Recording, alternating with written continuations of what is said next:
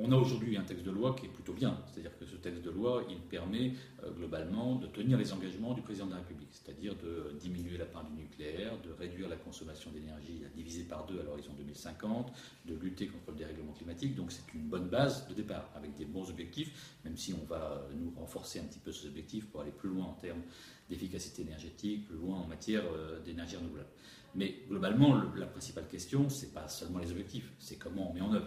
Et donc l'objectif des écologistes dans cette loi, c'est de faire en sorte que les objectifs se traduisent par tout un tas d'outils. Alors c'est quoi les outils? C'est un choc de simplification pour les renouvelables. C'est pas acceptable qu'aujourd'hui il faille 8 ans pour construire une éolienne en France, quand c'est en moyenne 4 ans dans le reste de l'Europe. C'est faire en sorte qu'en matière d'efficacité énergétique des bâtiments, on finance réellement, on ait des outils de financement, pas forcément de l'argent public, mais des outils de financement pour attirer l'argent privé, pour aider les propriétaires à rénover leur logement, pour faire en sorte que des dispositifs, ce qu'on appelle l'efficacité énergétique active, c'est-à-dire des thermostats ou des dispositifs qui permettent de mieux gérer son chauffage, soient facilités. C'est en matière de mobilité, favoriser la mobilité sobre, c'est-à-dire des voitures moins consommatrices. Évidemment aussi les transports collectifs et les déplacements à vélo. C'est faire en sorte aussi que sur la gouvernance, ce qu'on appelle la gouvernance de l'énergie, on ait vraiment une décentralisation. C'est-à-dire qu'on dise réellement que les régions, que les territoires qui sont constitués par les intercommunalités,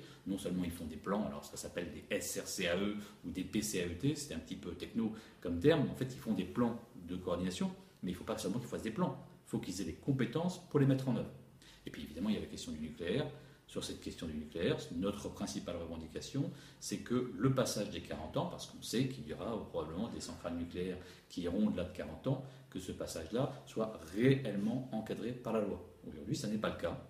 Les 40 ans sont considérés comme les 20 ans, les 30 ans ou les 50 ans, ça on n'ira pas jamais, mais des centrales nucléaires. Et donc nous voulons un dispositif spécifique qui dise comment la population sera concertée, comment l'autorité de sûreté nucléaire fera un référentiel qui garantisse la sûreté et comment la décision finale sera prise réacteur par réacteur.